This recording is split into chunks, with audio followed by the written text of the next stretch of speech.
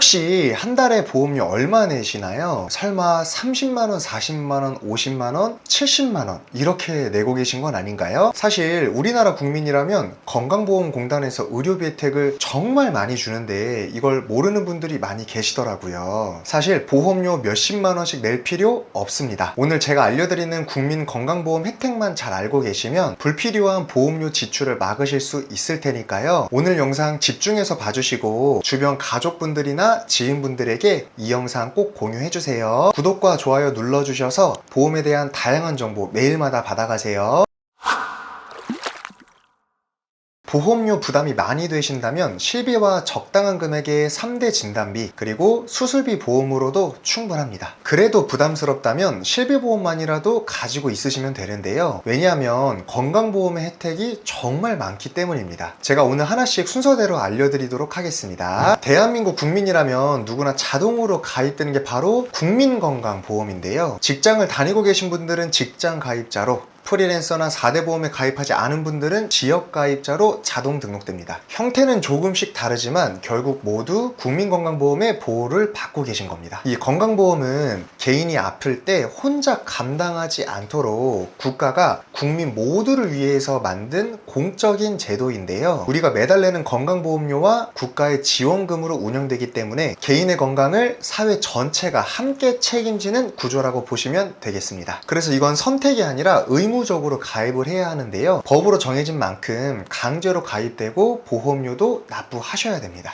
다만 형평성을 고려해서 보험료는 각자의 소득이나 재산 수준에 따라 달라지게 되어 있는데요. 쉽게 말하면 많이 벌면 많이 내고 적게 벌면 적게 낸다라는 겁니다. 그리고 여기서 개인보험, 특히 실손 의료비 보험과는 조금 다르다는 점도 꼭 기억해 주셔야 되는데요. 실비는 말 그대로 내가 선택해서 가입해야 하는 보험이에요. 가입을 해도 되고 안 해도 되고 국가가 강제로 가입시키는 것도 아니고 안 냈다고 불이익을 받는 것도 아닙니다. 그래서 국민건강보험과 실비보험은 서로 다르지만요. 잘 조합해서 활용하면 의료비 걱정을 훨씬 덜 수 있습니다. 보험료, 연령이나 성별에 따라 달라지고 보험사의 손해율에 따라 지속적으로 갱신되거나 인상되기도 합니다. 실비를 언제 가입했는지에 따라 달라지기 때문에 실손보험에 궁금하신 분들은 저희 보험 종착지에 있는 실비 영상을 참고하시면 될 것 같습니다. 그리고 국민건강보험과 실비보험은 보장하는 범위에서도 조금씩 차이가 있어요. 병원에서 진료받고 영수증을 받아보신 적 있으시죠? 그 안을 보면 이 급여와 비급여 항목으로 나뉘어요. 급여는 다시 공단 부담금과 자기 부담금으로 나뉘어지는데요.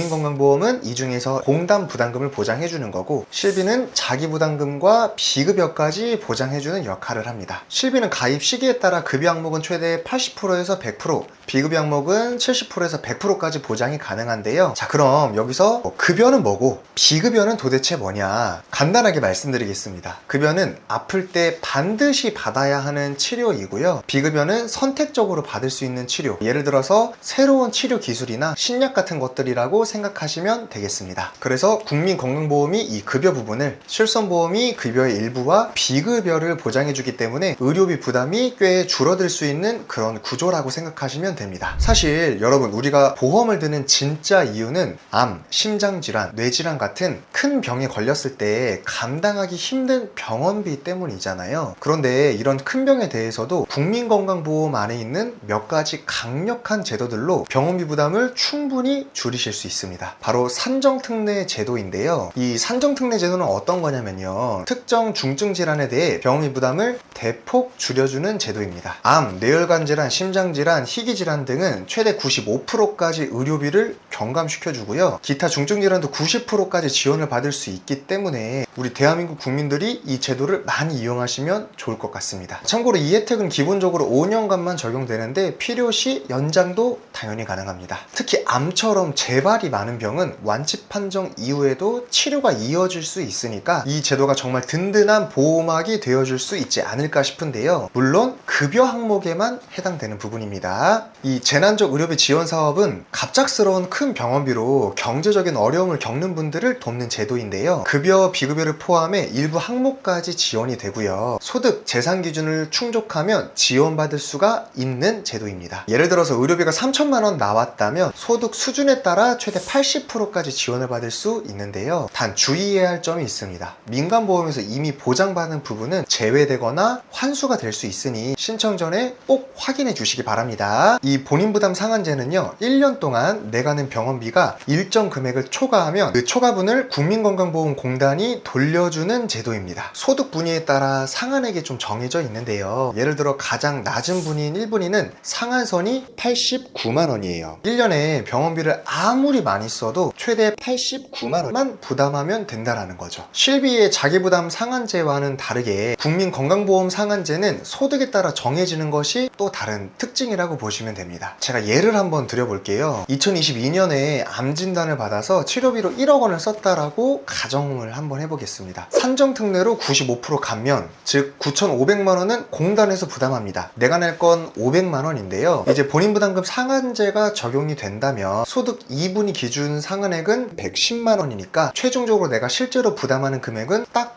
110만 원이 되는 겁니다. 나머지 9,890만 원은 모두 공단에서 지원해준다라는 겁니다. 신청은 국민건강보험공단에 직접 방문 또는 우편 팩스로 신청할 수 있고요. 정부24나 국민건강보험 앱에서도 신청이 가능합니다. 1577 1000번이 고객센터이기 때문에 문의해보셔도 좋고요. 국민건강보험 홈페이지에서도 환급 가능 금액을 확인할 수 있다라고 하니까요. 여러분들 이 점 꼭 참고해주시고 지인분들에게 이 영상 꼭 보내주세요. 자, 이렇게 급여 항목만 잘 챙겨도 국민건강보험 하나로 병원비 부담을 확 줄일 수가 있게 되는 건데요. 하지만 큰 단점 중 하나는 비급여 항목은 여전히 부담이 될 수 있습니다. 그래서 저는 민간보험에 너무 의존하지는 않아도 되지만 실비보험 하나, 비급여 치료를 준비할 수 있는 종합보험 하나 정도는 꼭 챙기라고 말씀드리고 싶습니다. 특히 요즘 4세대 실비는 내가 청구한 금액만큼 보험료가 다시 조정이 되기 때문에 예전처럼 남이 많이 청구해서 나는 한 번도 병원을 안 갔는데 내 보험료도 같이 오르는 이런 걱정은 덜 수 있게 되었습니다. 자, 오늘 영상 정리 한번 해드릴 건데요. 보험료로 매달 30만원, 40만원, 50만원 그리고 무려 70만원씩 쓰는 거는 국민건강보험의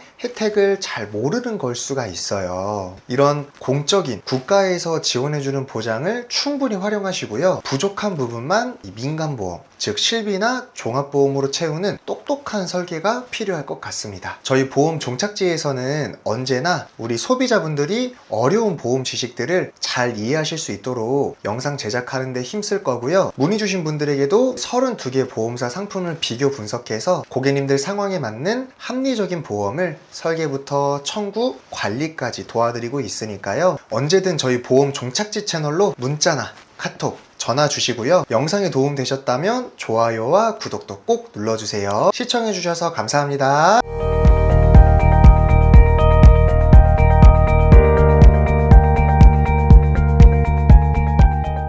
본 광고는 심의 기준을 준수하였으며 유효기간은 심의일로부터 1년입니다.